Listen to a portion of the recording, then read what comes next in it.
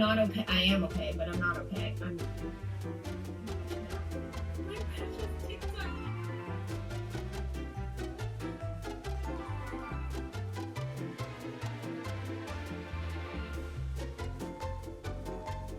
The reaction to the US TikTok ban was taken pretty hard by some Gen Z TikTokers. Luckily, it was reinstated by Trump for the time being, so let's see how long that lasts.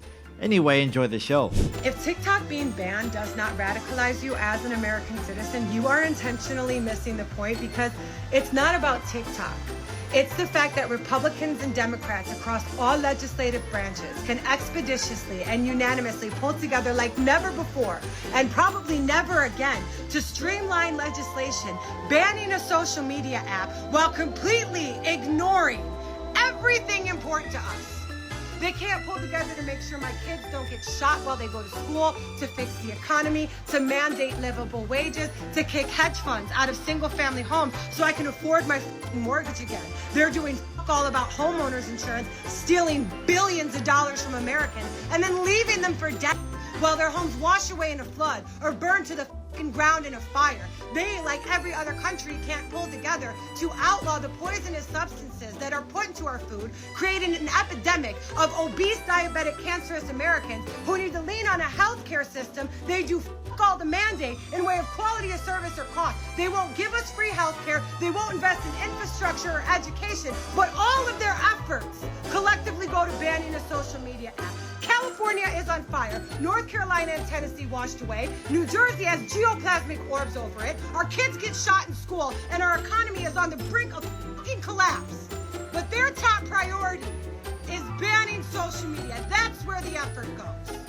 This is Representative Michael McCall, and you may not know him, but if you're on this app, you should, because he wrote the bill to ban TikTok. But he's also done some other really interesting shit recently. So here's Mike's recent questionable activity. On March 3rd, he authored the TikTok ban bill. Then on March 22nd, he invested $150,000 in Meta. On the 26th, he invested another $150,000, and on the 28th, he invested another $150,000. So about 3 weeks after writing the TikTok ban bill, this man invested $450,000 in TikTok's competitor. Oh, and then what did he do once he saw his TikTok ban was going to be included with all the Ukraine funding? Well, on April 1st, he invested $350,000 more in Meta, followed by the 5th, where he invested that again. And then about a week later, of course, he voted yes on the bill he wrote. So within the span of 40 days, this dude wrote the TikTok ban bill, proceeded to invest $450,000 in the competitor, and then invested another $700,000, taking his total investment in Meta to $1.15 million. I gotta keep it real. I am crashing the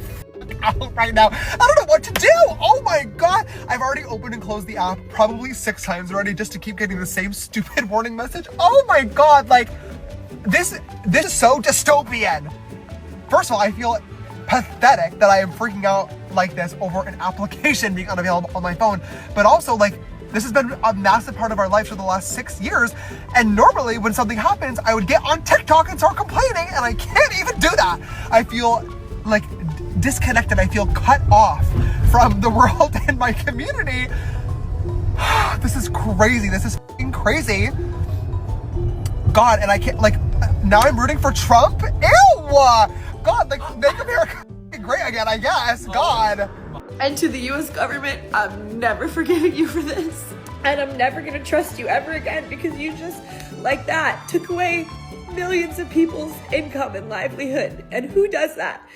So I'm never trusting you ever again with anything. So I'm starting to give up hope that there's gonna be a Hail Mary moment at the end of this that's gonna save this app. It's so dumb coming on the internet and crying about an app, but the fact is that this has been a sense of community for me for years now, and it got me through really, really hard times in my life.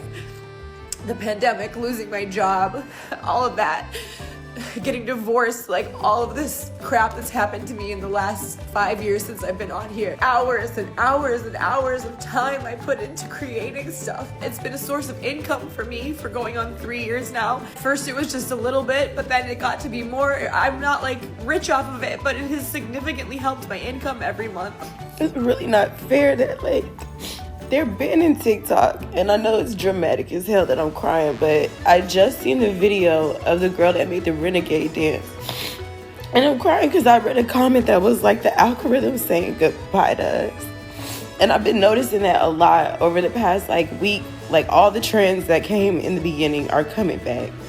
And it just makes me really sad because it genuinely feels like our parents just came in the middle of a school year and said, yeah, forget all your friends, forget all the hard work that you did at this school, forget everything that you did. You're gonna have to start from scratch. And it sucks because it's beyond TikTok dances. It's beyond all of that. We have put Black culture on a stage that everybody can appreciate. Y'all have shown me things about psychology and my family and my friends and myself that I would have never learned in this lifetime. I don't really know, and I know it sounds dramatic to say I don't know what I'm going to do without TikTok, but bro, I really don't know who I'm going to be without TikTok, because a large part of who I have become in the last 6 years and a large part of my growth has come from a lot of the stuff I've learned off of this app. And I really hate to say goodbye. Every other country knows it's about suppressing the free speech of its citizens. If the government believes that a single app could, quote from the hearing on the 10th, skew the perspective of American citizens to be anti-American, maybe the real problem is that American citizens are already in such a state of political unrest and unhappiness that our government is scared a single foreign influence could tip the scale and have it all be over. Don't you think that by taking away the, and I quote, key communications channel of Americans, it's gonna make those 170 million Americans a little more anti-American? Maybe Congress knows and understands that. Maybe the government knows that the backlash it will receive from banning TikTok does not outweigh the threats that come with its existence. Not in a matter of national security, but in a matter of being the most popular news and media outlet that the government cannot control. Maybe, if this was actually a national security concern, the government would be banning all Chinese-developed apps, like Shein and Temu, that collect the exact same amount of data as TikTok. Because maybe it knows TikTok is something special. You can't politically organize on Temu.